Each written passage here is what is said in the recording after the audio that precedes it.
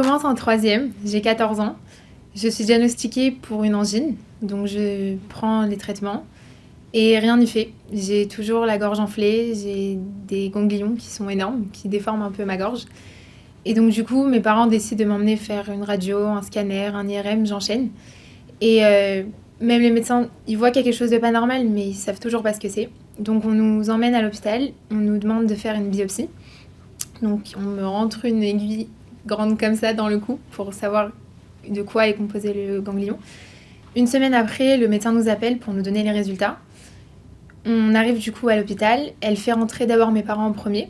Donc moi j'attends dans la salle, comme une adolescente, avec des écouteurs dans les oreilles, totalement innocente de ce qui allait m'arriver. Au moment où le médecin m'appelle, je rentre dans la salle et je vois mes parents pleurer. Et là je rigole et je leur demande pourquoi ils pleurent. Enfin, pour moi il n'y avait pas de raison qu'ils pleurent. Ils me demandent de m'asseoir et le médecin m'informe qu'ils ont reçu les résultats et que j'ai été diagnostiquée du lymphome hodgkinien, la maladie d'Hodgkin. Je dis ok et je demande quels sont les médicaments, quelle va être la suite. Elle me dit que je vais recevoir de la chimiothérapie pendant 6 mois et que suite à ça, normalement tout devrait aller. Alors moi je suis ok, je sais pas ce que c'est de la chimiothérapie, j'ai aucun souci. Elle sort de la salle et mes parents me disent qu'elle a omis de me dire quelque chose, que certainement que j'allais avoir mes cheveux qui allaient tomber. Donc je réponds à mes parents en leur disant bah, c'est pas grave, j'ai tous les jours des cheveux qui tombent en me brossant les cheveux. Et ils rigolent et ils me disent que non, ça risque d'être vraiment plus conséquent. On rentre le soir du coup, c'était un vendredi. On attend mon père qui rentre de la synagogue et je vois ma mère lire un livre qui s'appelle Mon enfant a le cancer. Et je lui demande pourquoi elle lit ça. Enfin, pour moi, il n'y avait aucune raison qu'elle lise ça. Et elle me dit parce que ça te concerne. Et c'est à ce moment-là que j'ai compris que j'avais la maladie. À ce moment-là, tout me tombe sur la tête. J'en veux un peu à H&M et je me dis mais pourquoi il veut me punir? Enfin, pourquoi moi en fait? Pour moi, c'était une maladie pour les personnes âgées et je comprenais pas pourquoi moi, à 14 ans, je devais recevoir ça. J'étais dans une période aussi où je me rebellais à tous les niveaux, au niveau de la religion, de l'ethnie, de tout.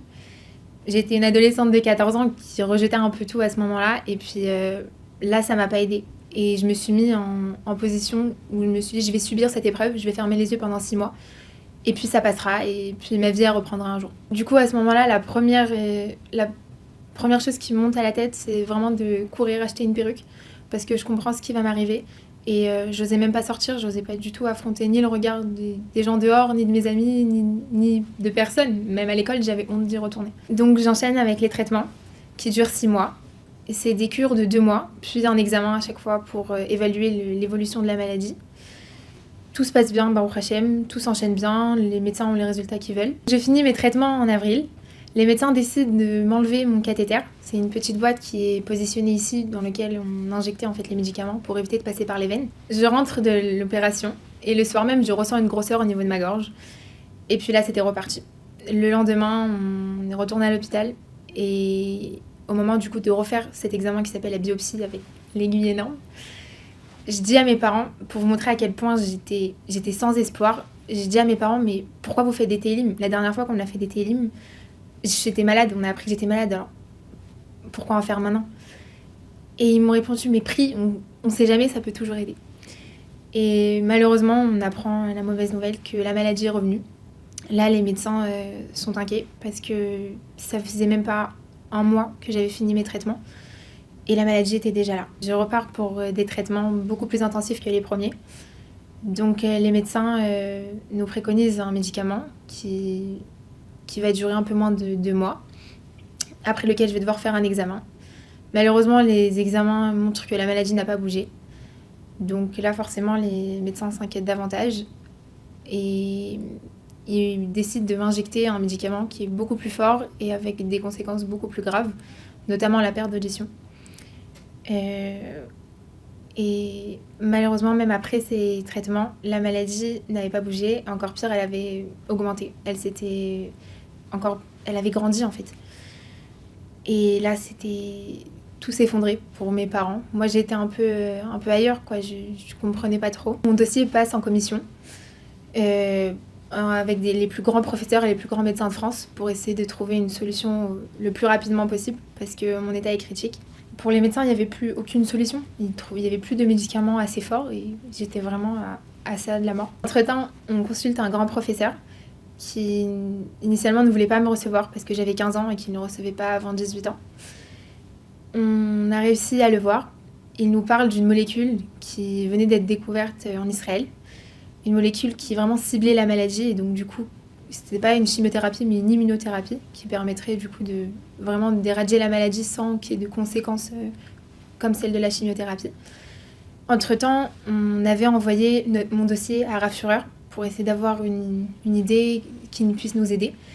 Et Menachem il nous donne la même réponse, il nous parle de cette même molécule qu'on fait part en fait à mon médecin traitant.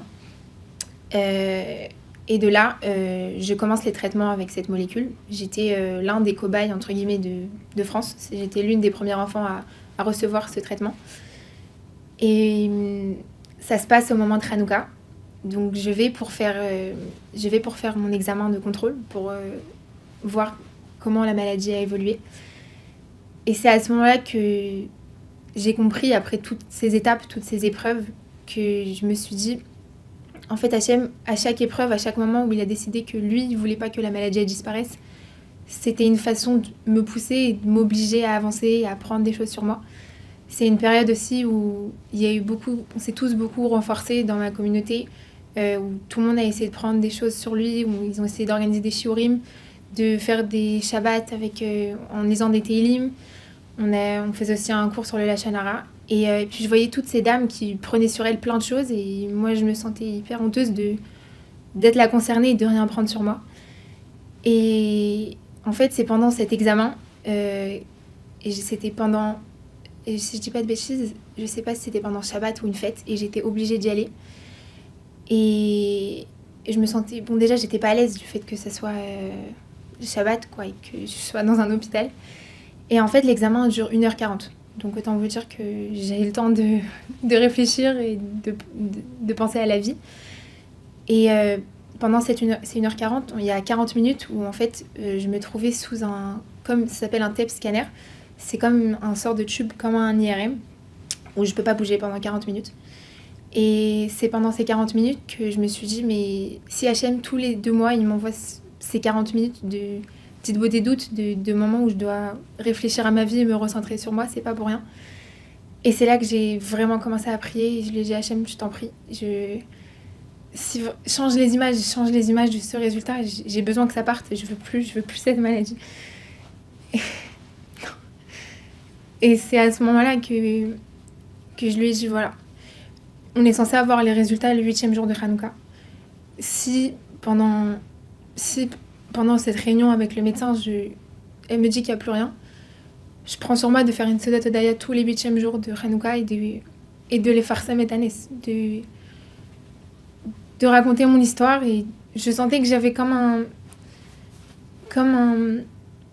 un devoir de dire aux gens que l'Inissim, c'est pas juste des histoires qu'on entend, c'est pas juste une belle histoire qui donne des frissons et puis qu'on oublie après. C'est vraiment quelque chose que les gens vivent. Et là, c'est moi qui le vivais. Et j'ai pris de toutes mes forces pendant toute la semaine de Hanouka. Et le 8e jour, le médecin nous annonce que la maladie était partie en 2 mois, alors que ça faisait plus de 6 mois qu'on attendait ça. Et de là, le médecin nous annonce que oui, la maladie est partie, mais c'était pas fini parce que, vu mon état, vu le fait que j'avais rechuté qu'1 mois après la fin des traitements, il pouvait pas me laisser partir comme ça et je devais resubir un gros traitement pour être sûre d'éradiquer la maladie dans tous les recoins de mon corps. Et on demande une autorisation au médecin de nous laisser partir 1 semaine, de nous accorder 1 semaine, de pouvoir partir se ressourcer en Israël et puis pour revenir avec des forces. Elle nous accorde ça. Je voyage avec ma mère à Jérusalem. On essaye un maximum de profiter de cette semaine pour pèleriner, pour aller au Kotel, pour voir des tzadikim. J'ai eu la chance de voir la fille du Rav Kanevski qui m'a fait passer devant tout le monde et qui m'a bénie devant tout le monde. Et à la fin du séjour, on a été au Kever Rachel. C'était la première fois que j'y allais. Et c'est la première fois aussi que j'ai pleuré sur un Kever, sur un lieu kadosh. Et Et je me suis rappelé aussi que la première fois où ma mère avait été, c'était pour tomber enceinte et qu'elle avait été exaucée. Alors j'ai prié et j'ai demandé à Rachel Menou que voilà, moi aussi c'est la première fois que je viens et que par son route, vraiment que tout puisse bien se passer et que ça soit la dernière fois. Et que si Dieu veut, je reviendrai l'année prochaine pour faire ma Seudat Hodaya sur son kever. Voilà, donc ça a été une période très intense et très forte. Je suis rentrée du coup à Paris. J'ai fait mes prises de sang habituelles et le médecin me regarde et elle me dit qu'est-ce que t'as fait à Jérusalem? Qu'est-ce qui s'est passé? Et je lui dis je sais pas. Et elle me dit tes résultats sont excellents, tout a augmenté. Et elle me dit c'est Jérusalem qui fait cet effet? Alors je lui dis faut croire, je sais pas. Elle me dit si c'est Jérusalem qui fait cet effet, on le saurait quoi, j'enverrai déjà mes patients là-bas. Et il faut savoir aussi que ça a été une médecin qui a été très dure avec moi, qui n'avait aucune empathie, qui comprenait pas entre guillemets la douleur quoi, de passer une épreuve telle que la maladie. Et puis là voilà, c'était le début de la procédure pour que je rentre en secteur. Donc en fait c'est une chambre stérile qui est entièrement fermée, dans laquelle je devais y rester minimum 1 mois, qui avait pour but de... En fait on m'a injecté une chimiothérapie qui éradiquait tous mes globules, blancs, rouges, tout. Ça veut dire que j'avais aucune défense. Une personne qui éternuait à côté de moi, je pouvais en mourir tellement j'avais pas de défense immunitaire. Et donc je rentre dans ce secteur. Je lui dis que j'ai peur, que je suis stressée, que je vais être 1 mois enfermée toute seule dans une pièce, que ça me fait peur. Et elle me dit c'est pas grave, t'es pas la première, ça ira, enfin c'est pas grave, ne pleure pas quoi. Et ça m'a pas non plus aidée à me dire que ça ira, parce que voilà, elle a été dure avec moi. Et donc je rentre dans ce secteur, je commence le traitement, la chimiothérapie. C'est dur parce que je vois mon état se dégrader tout doucement. Je suis à peine capable de me lever pour aller me doucher. Sachant que je devais me changer 2 fois par jour, me doucher très souvent pour qu'il n'y ait aucune bactérie qui rentre. Mes parents pouvaient venir, mais pas plus d'1 heure. Ils devaient se changer, totalement être habillés en papier. Enfin, c'était des conditions qui étaient très dures. Je ne pouvais pas manger tout ce que je voulais. J'avais le droit qu'à des choses emballées et qui désinfectaient avant. Je devais manger la nourriture de l'hôpital, mais j'y arrivais pas. De jour en jour, je mangeais de moins en moins. Ça arrivait même que les derniers jours, je me nourrir dans la moitié d'un Mr Freeze. Et avec ça, avec difficulté, j'arrivais à l'avaler. Et donc la semaine de traitement passe. Et le médecin m'annonce que voilà, tous mes globules sont à 0, tout est à plat. Et que maintenant, il va falloir attendre que mon corps de lui-même, il renouvelle tout à 0. Elle me dit que ça va prendre minimum 10 jours, qu'il va falloir être patient et qu'il va falloir aussi faire attention. Le premier jour qui suit du coup cette semaine, on me fait les examens, on me fait la prise de sang. Effectivement, tout est à plat, tout est à 0. Le lendemain matin, donc elle m'avait pris, en fait elle venait à 5h du matin me prendre la prise de sang, donc j'étais à moitié endormie, j'étais à peine consciente. Et elle vient à 10h du matin et elle ouvre la porte grande ouverte. Et je lui dis mais vous faites quoi? Fermez, je peux pas, c'est dangereux pour moi, j'ai des microbes qui peuvent rentrer, je peux en mourir, fermez cette porte. Et elle me dit non mais Odélia, tu peux sortir. Alors je lui dis comment je peux sortir? Je lui dis c'est pas possible, mes globules ils sont à plat, hier ils étaient à 0. Elle me dit je sais pas ce qui s'est passé mais tout a remonté. Et je regarde sur le tableau, j'avais un tableau en face de mon lit où je cochais chaque jour qui passait. Et j'étais au 18e jour de ma chambre stérile, alors que j'aurais dû rester minimum 30 jours. Et mon père, qui aime bien faire des Kiddushim, on regarde la date et c'était le 26 Adar, le 6 mars 2016. Et il me dit Odélia, regarde, c'est ta nouvelle vie qui commence maintenant. Tu dois la remplir de joie. Il y a Hachem qui est avec toi.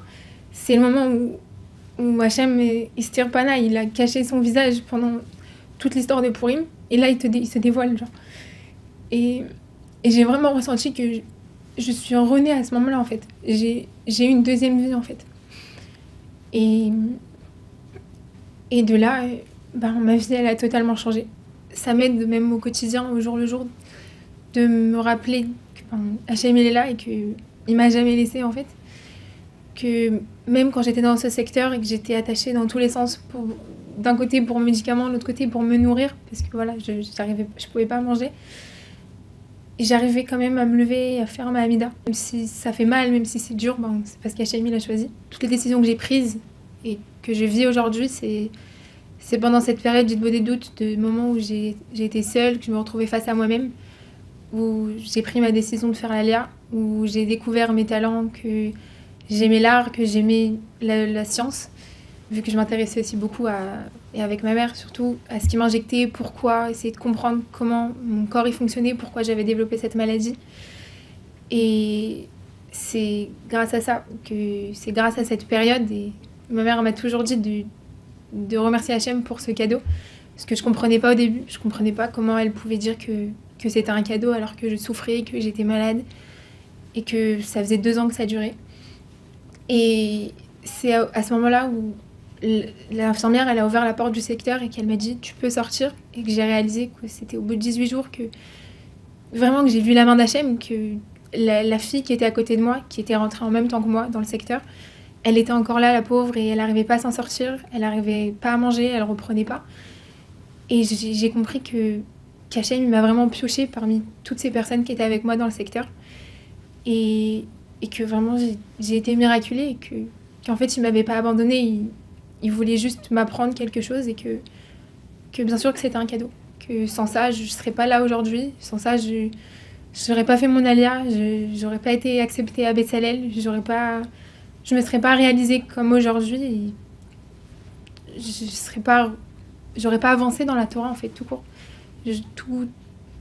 Tout ce que j'ai décidé de faire aujourd'hui, de monter en Israël, de faire un séminaire, de faire mes études en architecture, ça aurait été différent, ça aurait été totalement différent même si j'étais pas tombée malade. Ça m'a permis de rencontrer des personnes qui m'ont aidée, qui m'ont poussée, qui m'ont donné confiance en moi. Même à l'école, j'assumais pas en fait de redoubler, parce que j'ai malheureusement dû redoubler. Et Mina Shamaim, je me suis battue pour pas redoubler, et le directeur a quand même refusé. Et ça m'a permis de rencontrer des personnes qui aujourd'hui m'apportent énormément et qui m'ont aidée jusqu'à maintenant à avancer. Et voilà, rien que pour ça, je peux que dire merci à Hachem.